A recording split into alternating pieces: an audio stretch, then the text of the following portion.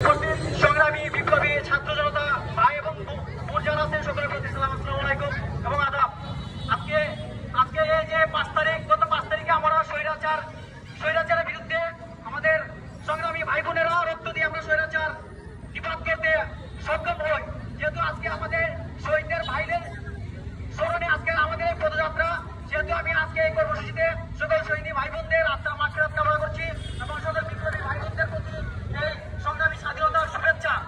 আমি আজকে এই স্বাধীনতার 1 মাস পূর্তিতে এটা বলতে চাই, আমরা ছাত্র জনতা সবসময় অন্যায়ের বিরুদ্ধে এবং বৈষম্যের বিরুদ্ধে, স্বৈরাচারের বিরুদ্ধে ছিলাম এবং আমাদের আছে সোনালী ঐতিহ্য।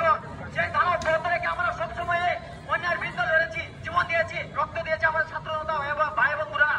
এবং আমরা দেখেছি বারবার এই স্বৈরাচারের দূষণরা আমাদের ভাবমূর্তি নষ্ট করার লক্ষ্যে এবং আমাদের এই স্বাধীনতা বঞ্চিত করার লক্ষ্যে তারা বিভিন্ন ষড়যন্ত্র করে যাচ্ছে এবং অরাজকতা সৃষ্টি করে যাচ্ছে।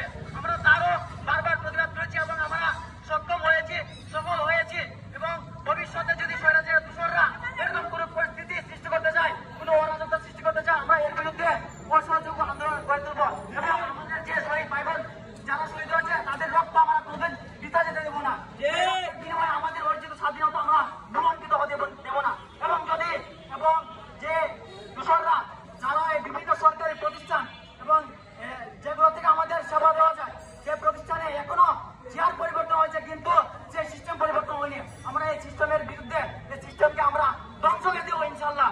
এবং আমাদের বিরুদ্ধে যে স্বৈরাচার আবার গড়ে উঠবে, আমরা ছাত্র জনতা সেই স্বৈরাচারের হাত আমরা ধরে দেবো, মুছে দেবো।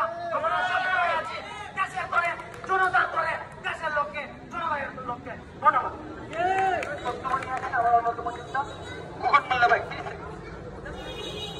উপস্থিত ছাত্র জনতার সবার প্রতি আমার আন্তরিক অভিনন্দন। আজকে যারা উপস্থিত আছেন সবাইকে অনেক ধন্যবাদ। আজকে আমাদের স্বাধীনতার 1 মাস পূর্ণ হয়েছে। দীর্ঘ 17 বছর